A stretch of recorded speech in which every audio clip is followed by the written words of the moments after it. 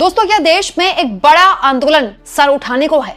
विदेश में प्रधानमंत्री के बोलने से पहले विपक्ष के नेता उठकर जा रहे हैं और देश के अंदर विपक्ष के नेता सरकार से सवाल पूछते पूछते नहीं थक रहे। दोस्तों, प्रधानमंत्री मोदी अपनी संसद में नहीं आते हैं, तो आप जानते हैं ना, मोदी जी को हार्डली किसी सत्र में आपने संसद में देखा होगा। मोदी जी संसद में आते ही तब है जब उनको कोई भाषण देना होता है, और इस बार तो हद ही होगी दोस्तों। लोकसभा में वो नहीं आए और उनके पार्टी के लोगों ने कहा कि उनको जान का खतरा था। एनडीए के एक सांसद ने यह तक कह दिया कि महिला सांसद उनको दांत काट लेती, इसलिए वो आए नहीं। अपनी संसद में तो मोदी जी आते नहीं है, वहां तो बोलते नहीं है, लेकिन जब इजराइल की संसद में उनका भाषण था तो वहां के विपक्ष के नेता उठकर जाने लगे। हालांकि मैं अपनी इस खबर में आपको बता चुकी हूं कि उसका मोदी से कोई वास्ता नहीं है। मोदी के विरोध के लिए वो नहीं गए थे, वो अपनी डोमेस्टिक जो मतभेद है वहां की सरकार से, उसके विरोध के तौर पर गए थे। लेकिन ये तस्वीर अपने आप में दुनिया के सबसे बड़े लोकतंत्र के मौजूदा हालात को दर्शाने के लिए काफी है कि हमारे देश में एक एआई समिट में कुछ कार्यकर्ताओं ने विरोध कर दिया तो इतना जबरदस्त हंगामा, ऐसा तमाशा हो गया जिसे पता नहीं उन्होंने कौन सा एंटी नेशनल कृत्य कर दिया। और मोदी जी के सामने विदेश में विपक्ष के नेता उठ कर जा रहे हैं, लेकिन तब कोई नहीं देख रहा कि लोकतंत्र में जो भी डिसेंट की आवाज है, जो विरोध की आवाज है, वो एंटी नेशनल नहीं होती है, क्योंकि इजराइल के विपक्ष के लोगों को किसी ने एंटी नेशनल नहीं बोला वहां इजराइल में। दोस्तों, प्रधानमंत्री के इजराइल दौरे के दौरान ये वाली तस्वीर जिसके बहुत चर्चे हो रहे थे, इस पर बात हो ही रही थी, तभी राहुल गांधी ने एक बात बोली। दोस्तों, राहुल गांधी ने जो बात बोली है वो आज के भारत में बिल्कुल मौजूद होती है। वो कहते हैं, आज भारत में कॉम्प्रोमाइज्ड पीएम के राज में शांतिपूर्ण विरोध करना ही सबसे बड़ा अपराध बन गया है। दुनिया के सबसे बड़े लोकतंत्र को धीरे धीरे ऐसी दिशा में धकेला जा रहा है जहां असहमति को देशद्रोह और सवाल पूछने को साजिश बताया जाता है। सोचिए, मुद्दा कोई भी हो, अगर आप सत्ता के खिलाफ संवैधानिक तरीके से आवाज उठाते हैं तो लाठी, मुकदमा और जेल, ये लगभग तय है। दोस्तों, जो बात राहुल गांधी ने बोली है वो कोई गलत नहीं है। आप सोचिए, मतलब हिमाचल की पुलिस और दिल्ली की पुलिस आपस में भिड़ रही है। मैंने आपको पहली खबर यही दिखाई आज, किस बात पर? यूथ कांग्रेस के कार्यकर्ताओं को यहां से दिल्ली पुलिस ले जा रही थी। अरे क्या किया उन कार्यकर्ताओं ने? टी शर्ट उतारकर विरोध किया, कोई हथियार लेके घुसे थे क्या एआई समिट में? और उन पर ऐसी ऐसी धाराएं लगाई गई है जिनकी बेल भी नहीं हो सकती। ऐसा करके हम न केवल अपने राजनीतिक दलों बल्कि देश की जनता को क्या संदेश दे रहे हैं? सरकार क्या संदेश दे रही है कि एक विरोध की आवाज का वो ये हाल करेगी। और फिर उसके बाद कहा जाता है दोस्तों कि आपको विरोध करना है तो आप जंतर मंतर पर कीजिए। आगे राहुल गांधी लिखते हैं, पेपर लीक से त्रस्त युवाओं ने अपने भविष्य के लिए आवाज उठाई, जवाब मिला लाठियों से। देश के गौरवशाली महिला पहलवानों ने बीजेपी के प्रभावशाली नेता पर लगे गंभीर आरोपों की निष्पक्ष जांच की मांग की। उनकी पुकार को बदनाम किया गया, आंदोलन को कुचला गया और उन्हें सड़कों से जबरन हटाया गया। एक बलात्कार पीड़िता के समर्थन में इंडिया गेट पर शांतिपूर्ण प्रदर्शन हुआ। न्याय की मांग को व्यवस्था के लिए असुविधा मानकर हटा दिया गया। युवा कांग्रेस ने देश का अहित करने वाले यूएस ट्रेड डील का शांतिपूर्ण विरोध किया तो उन्हें देश विरोधी बताकर गिरफ्तार कर लिया।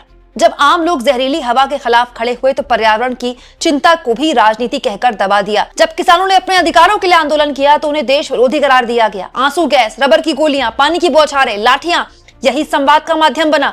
जब आदिवासी अपने जल, जंगल, जमीन के हक के लिए खड़े हुए तो उन पर भी शक की नजर डाली गई, मानो अपना अधिकार मांगना अपराध हो। ये कैसा लोकतंत्र है जहां कॉम्प्रोमाइज्ड पीएम सवालों से डरते हैं, जहां असहमति को कुचलना शासन का स्वभाव बनता जा रहा है।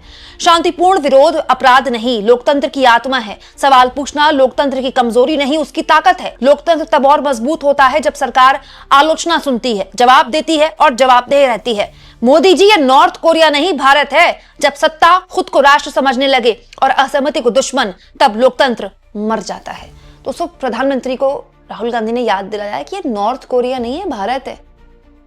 सरकार का काम है कि वो अपने ऊपर उठ रहे सवालों को सुने और ठीक करे। लोकतंत्र में चेक एंड बैलेंस ऐसे ही चलता है। राहुल गांधी ये कह रहे हैं कि जब लोकतंत्र में खुद को राष्ट्र समझने लगती है सरकार तो लोकतंत्र का गला घुट जाता है। तो बहुत से लोग कहते हैं ना कि यहाँ प्रदर्शन क्यों किया, वहां क्यों नहीं किया, जंतर मंतर में क्यों नहीं किया। दोस्तों, आपको याद होगा विनेश फोगाट और साक्षी मलिक और बजरंग पूनिया, इन लोगों ने जब प्रदर्शन किया था जंतर मंतर पर, और जो महिला मेडल लाने वाली थी देश के लिए, उन्होंने जंतर मंतर पर खुद के साथ हो रहे यौन उत्पीड़न को लेकर विरोध किया था। ब्रिजभूषण शरण सिंह को बीजेपी ने सिर्फ यही किया कि उनका टिकट काट दिया और उनके बेटे को टिकट दे दिया, उसी परिवार में टिकट गया है। और आज भी बृजभूषण शरण सिंह का कोई कुछ नहीं बिगाड़ सकता, कोई कुछ नहीं उखाड़ सकता उनका। तो वो लोग जो कहते हैं जंतर मंतर पे प्रदर्शन क्यों नहीं किया, कौन सुन रहा है जंतर मंतर पे प्रदर्शन करने वालों का? बताइए क्या हाल किया गया था उनका, पुलिस कैसे उठाकर ले गई थी उनको, याद है ना आपको? दोस्तों सवाल बहुत सीधा सा है, हम पूरी दुनिया में सबसे बड़े लोकतंत्र के तौर पर जाने जाते हैं। मोदी जी का इजराइल में इतना स्वागत हो रहा है, क्यों हो रहा है? क्योंकि इजराइल की सरकार की वाहवाही होगी उसमें। मतलब इजराइल पूरी दुनिया में बताएगा कि देखिए दुनिया के सबसे बड़े लोकतंत्र के राष्ट्राध्यक्ष मेरे पास आते हैं। कितनी बड़ी बात है दोस्तों।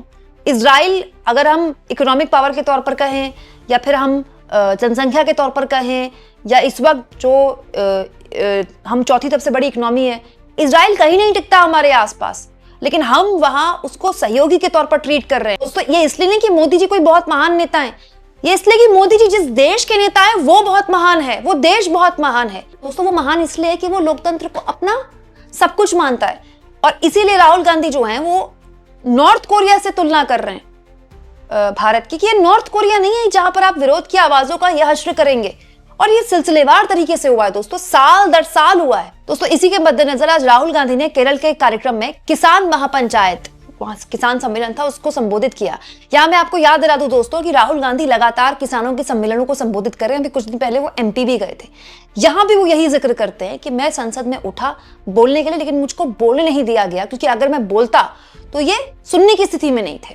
The Prime Minister of India has signed a deal with President Trump that is like taking a JCB and digging the foundation of our country. And nobody is saying anything. No media is saying anything. And media is not saying anything. Indian farmers have small farms and low level of mechanization.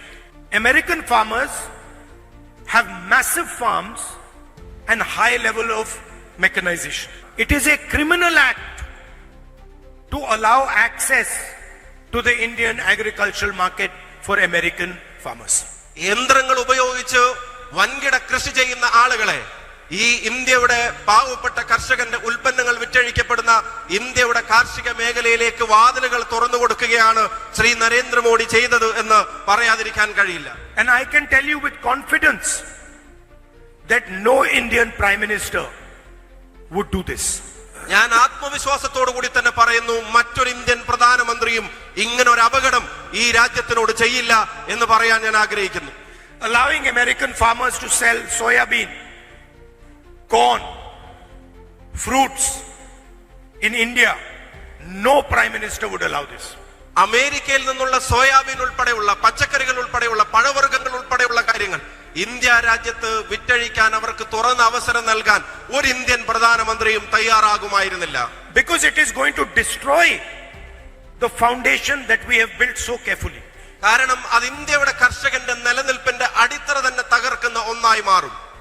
The whole green revolution, the white revolution, these happened because we believed that we needed a foundation built in agriculture.